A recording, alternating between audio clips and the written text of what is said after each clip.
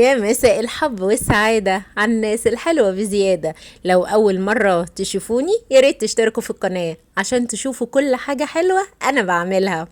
النهاردة هنعمل مع بعض الرز الصيادية اللي هيوديكي في حتة تانية، ولا الكابوريا اللي هتخلي العجوز تبقى صبية، ولا الجمبري اللي هيخليكي ما تتخنقيش بعد كده مع الكمثري.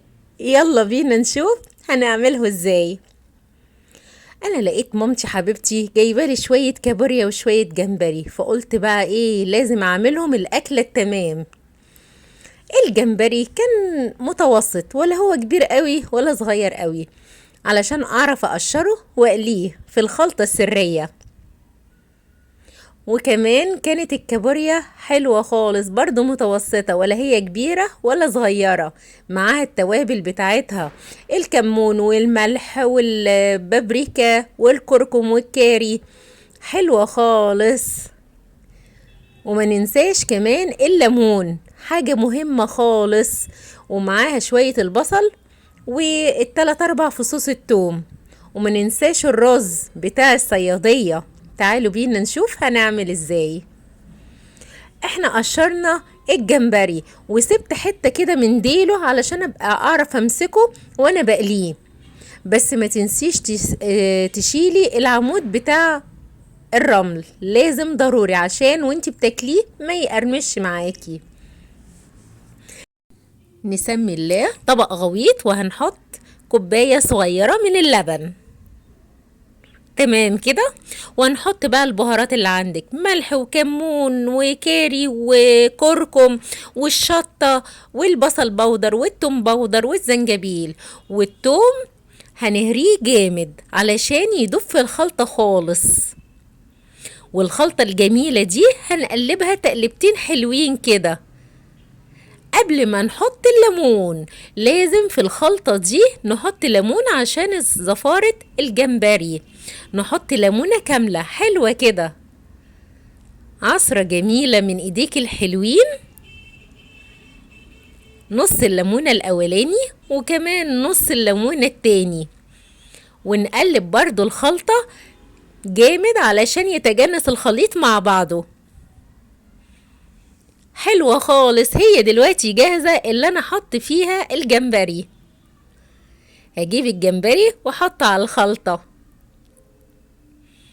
تمام كده زي ما انتي شايفة، حلوة خالص، الريحة رائعة، خلطة ومن غير ما يتقلى وريحته جميلة، ما بالك بقى لما يتقلى.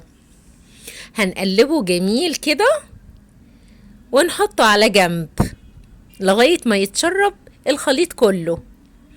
وهنرجع للكابوريا. الكابوريا العسل دي هنعمل لها الخلطة بتاعتها كمان. هنحط حلة على النار، ونص البصل اللي احنا مقطعينه حتت صغننة هنحطه على النار عشان يتشوح. لازم يتشوح قبل ما احط الكابوريا. ونحط بقى شوية ملح وكمون وشطة، وبرده 3 4 فصوص توم مهريين جامد. نقعد نقلبهم على النار شوية حلوين كده لغاية ما البصل معاكي والخلطة كلها تدبل خالص.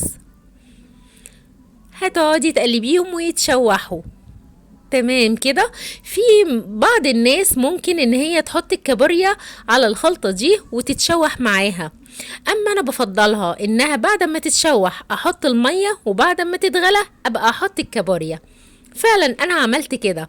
بعد ما اتبلت خالص حطيت المية وسبتها على النار لغاية ما تغلي علشان ساعتها اعرف احط الكابوريا. وهسيبها على النار لغاية ما تغلي واروح اعمل الرز الصيادية بتاعنا. هجيب برضو حلة صغيرة على النار واحط بقى فيها ايه شوية زيت حلوين كده لزوم الرز الصيادية. وبعد ما حطيت الزيت الحلو ده هجيب بقية البصل اللي انا مقطعاه حتت صغنونة واحطه على الزيت وبرضو اشوحه، بس مش هشوحه بقى ايه يكون لونه فاتح، لا ده انا هشوحه لدرجة اللي هو هيتكرمل وهيغمق لونه. ده سر خلطة الرز الصيادية، بيبقى طعمه حلو خالص. وبعد ما يتكرمل ويغمق شوية كده بس من غير ما يتحرق طبعا، هجيب شوية من الجمبري اللي انا كنت عاملاه في الخلطة، شوية صغيرين، اقطعهم حتت صغننة واحطهم في البصلاية ويتشوحوا مع بعض علشان الرز الصيادية يبقى طعمه حلو بالجمبري. وبعد ما اقلبه تقلبتين حلوين وعلي النار عشان يتجانس الخليط الجمبري مع البصلة المتحمرة، احط دلوقتي البهارات، عبارة عن شطة وملح وكمون بس مش اكتر من كده. وبرضو اقلبهم التقلبتين الحلوين بتوعنا، بس كده حلو خالص. احط دلوقتي الخلطة اللي بتعمل للرز طعم جميل خالص. هحط صوص الباربيكيو المدخن، ده بيبقى حلو خالص، بيودي الرز طعمه في حتة تانية خالص. هحط حوالي نص معلقة، ما تكتريش، ومعلقة كاتشب او صلصة براحتك، بس انا كان عندي كاتشب فانا حطيت معلقة كاتشب. وسويت شيلي برضه هحط معلقة منه. السويت شيلي ده على فكرة عامل زي الكاتشب المسكر المشطشط، فانت لو حطيتي شوية شطة زيادة مفيش مشكلة، ممكن تستغني عن السويت شيلي مفيش مشكلة. وتقلبيهم برضو التقلبتين الحلوين عشان يتجانس الخليط كله. وهنا يجي بقى دور الرز، هحط كله واقعد اقلبه في الخلطة الحلوة دي علشان الرز يتشرب الخليط كله ويتجانسوا مع بعض ويبقى ريحته وطعمه حلو خالص، قبل ما احط المية طبعا. دلوقتي الخليط جاهز خالص اللي هو يتحط عليه المية. احط المية على الرز تمام كده واقلبه علشان يتجانس الخليط كله مع بعضه ويبقى جميل تمام حلو خالص. ودلوقتي اغطيه على نار عالية لغاية ما الرز يتشرب خالص المية، وبعدين ابقى اوطي عليه. نرجع بقى للكابوريا بتاعتنا. بعد ما المية بالخلطة بتاعت الكابوريا غليت، هنحط دلوقتي الكابوريا، هنحطها واحدة بواحدة كده لغاية ما نحط كمية الكابوريا كلها، ونخليها كده متغطية بالشوربة بتاعتها تمام كده. وهعلي النار في البداية واغطي عليها. والرز بتاعنا بدأ يتشرب هوطي عليه عشان يتردد.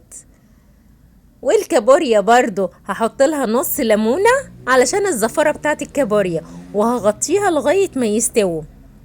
هسيب الرز والكابوريا يستووا براحتهم واروح على طول عشان اعمل الجمبري بتاعنا. هحط على الطاسة شوية زيت حلوين كده، وهجيب الجمبري اللي في الخلطة بتاعتنا، وهنجيب شوية البقسماط بتاعتنا. بصراحة انا ممكن انتي تعمليها بدقيق، بس انا عاملاها ببقسماط مطحون جامد وعليه شوية بهارات من اللي انتي حطاها على الجمبري. بحط بقى الجمبري واحدة بواحدة في البقسماط. انتي ممكن على فكرة تستغني عن البقسماط زي ما انا قلتلك بالدقيق، اللي انتي تحطي شوية دقيق عليه برضو شوية البهارات، ملح وكمون وشطة وبابريكا وكركم وزنجبيل وبصل بودر وتوم بودر، والخلطة دي ممكن تقلي بيها الجمبري. بس انا بصراحة علشان كان عندي البقسماط كنت انا عاملاه يعني، فحطيت فيه الخلطة وقلت اقلي بيه الجمبري. بس ممكن تستغني عن البقسماط وتقلي بالدقيق تمام كده. احنا طبعا طفينا على الكابوريا بتاعتنا كفاية كده، ورجعنا للجمبري علشان نقلبه الجهة التانية علشان يتحمر من الجهتين الاتنين. وقعدت احمر الجمبري كله لغاية ما خلصته وبقى لونه اللون البرونزي الجميل اللي انتوا شايفينه تمام كده. تعالوا بينا نقدم بقى الاكل الحلو ده. الرز الصيادية اللي بالجمبري ريحته خطيرة فظيعة جميلة، وعملت الطحينة طبعا علشان الجمبري ما يتاكلش الا جنبه الطحينة.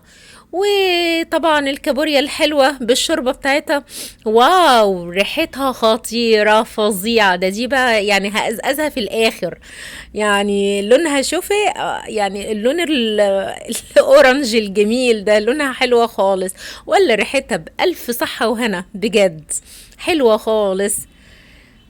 تعالوا بقى ندوق الجمبري،